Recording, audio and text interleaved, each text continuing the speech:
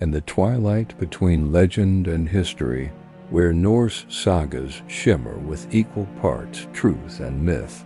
There is a name sung softly by skalds beside flickering hearths, Thora Borgarhjort, daughter of a powerful jarl whose beauty was said to rival the dawn over icy fjords. Yet her tale is not merely one of beauty, but of courage, dragons, and the birth of one of the most fateful unions in Viking lore, the meeting that would give rise to Ragnar Lothbrok, the scourge of kings and father of heroes.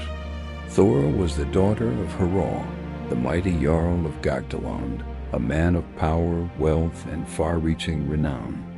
His lands stretched across fertile valleys and glittering lakes, where trade ships from distant shores brought silks, silver, and rumors of distant empires. From her father's hall came warriors and envoys, merchants and poets, and in their midst, Thora shone like a jewel amid iron. She was called Thora Borgarhjort, Thora the Castle Heart, because of her grace, as elegant and untamed as a deer bounding through the northern forests. Suitors came from every kingdom, princes, jarls, and men of valor.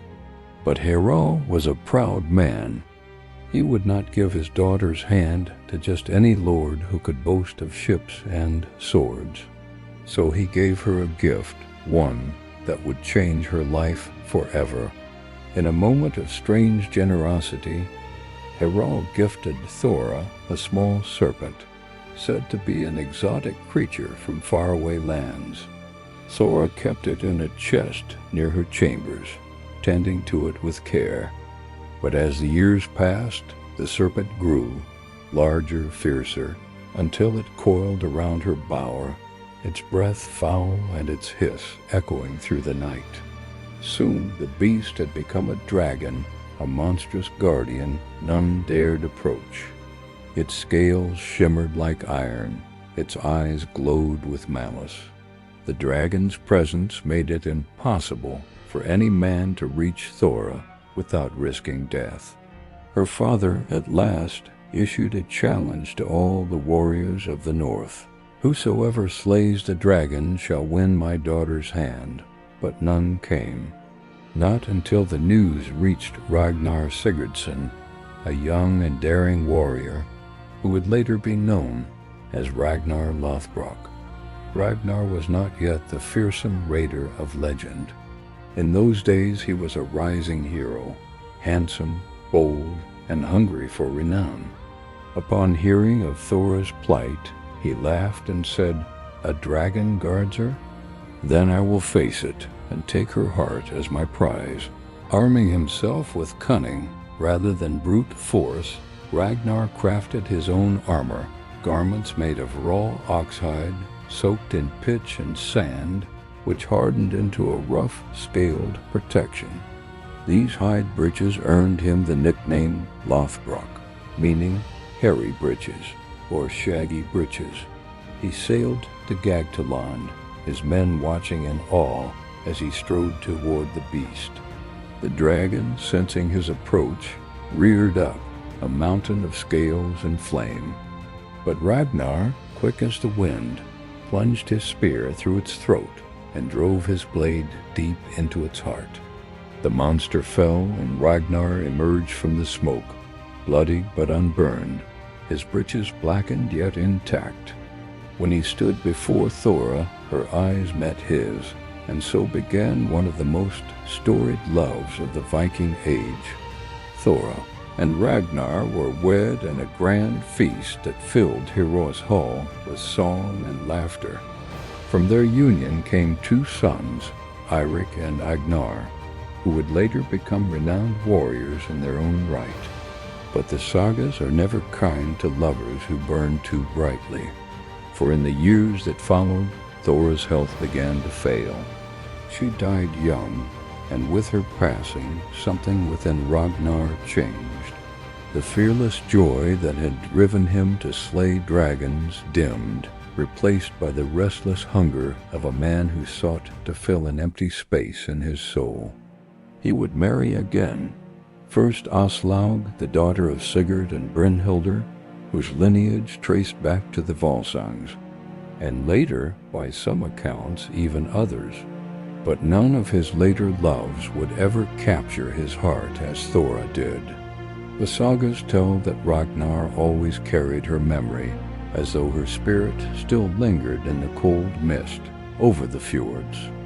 Thora's story, recorded in the Ragnar's Saga, Lothbrok, and Tale of Ragnar's Sons, bridges the gap between myth and memory.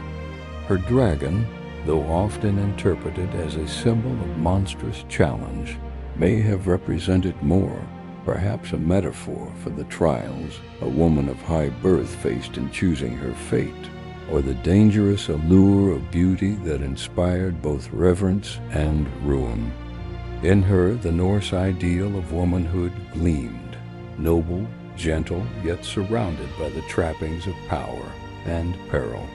She was no shield maiden in the traditional sense, yet her story inspired the same awe as any warrior's. The tale of Thora Borgarhjort became part of the cultural foundation that shaped Viking storytelling, the notion that love could inspire great deeds, that courage was born not only from war, but from devotion. The slaying of Thora's dragon marked Ragnar's first great test. It was more than the conquest of a beast. It was the forging of a hero.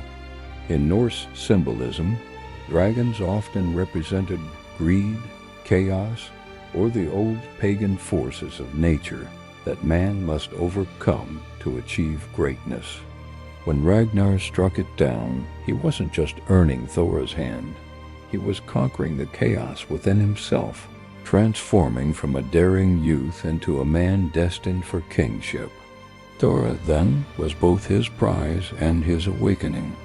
And yet her death would awaken something darker, the Wanderer's curse, the yearning for endless conquest that would lead him to raid England, France, and beyond, until his own legend was written in fire and blood. In later generations, poets would say that whenever Ragnar looked across the sea, he saw Thora's reflection on the waves. The dragon's smoke still clung to his memory, a reminder that even victory carries a cost.